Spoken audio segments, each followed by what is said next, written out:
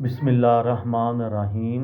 लाखों दरूद पाक हज़रत मोहम्मद सल्लल्लाहु अलैहि वसल्लम और आप सल्लल्लाहु अलैहि वसल्लम की आल पर।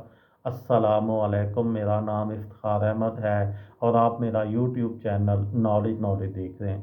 हकायात शेख सादी रहमतुल्लाह अलैह के सिलसिले में आज की वीडियो का अनवान है अव्वलीन फ़र्ज़। एक बादशाह मैं मामूली कपड़े की कबा ज़ेब तन करता था। एक दिन उसके एक दरबारी ने कहा, हजूर आप ख़जानों के मालिक हैं और इतनी मामूली कबा यानी लिबास ज़ेब तन करते हैं। आपके लिए बेहतर यही है कि आप अपने लिए बेहतरीन चीनी रेशम की कबा तैयार करवाएं और उससे ज़ेब तन करें। इस बादशाह ने, जो कि निहायत आकल और आदल था और ज़हीन व फ़तीन था, उसने कहा, मेरे दिल में भी ये ख्वाहिश है कि मैं अपने लिए एक बेहतरीन कबा तैयार कराऊं, मगर क्या करूं, ये ख़जाना मेरा अपना नहीं है बल्कि रियाया का है और ये मुल्क उनकी मलकियत है। इस ख़जाने का बेहतरीन मुसर्रफ ये है कि मैं उसे फ़ौज पर ख़र्च करूं और उसे मज़बूत बनाऊं ताकि वो रियाया और उनके इस मुल्क की हिफाजत करे। बादशाह दहकान से मालिया यानी टैक्स इसलिए वसूल नहीं करता कि उसे ज़ालिमों के शर से महफूज रखे, बल्कि अगर किसी ज़ालिम ने उसका गधा छीन लिया है तो उससे मालिया वसूल करना इंसाफ के ख़िलाफ़ है।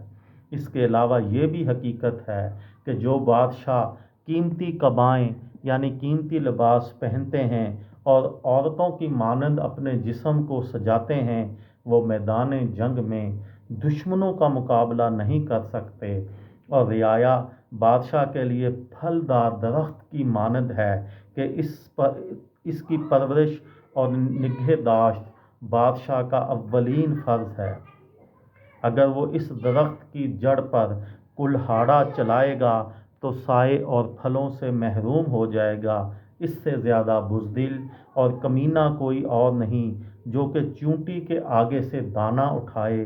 शुजाअत व बहादुरी की कसम, पूरी दुनिया की हुकूमत भी इस काबिल नहीं कि उसके लिए किसी का नाहक खून बहाया जाए।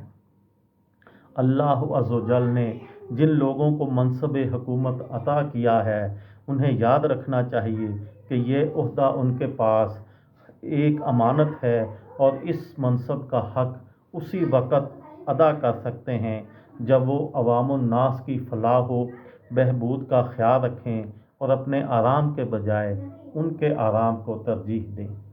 ये थी मेरी आज की वीडियो। किसी दोस्त को, किसी भाई को, किसी बहन को फ़ायदा हो तो मुझे दुआओं में याद रखिएगा। दिल दिल पाकिस्तान, जान जान पाकिस्तान। अस्सलामु अलैकुम।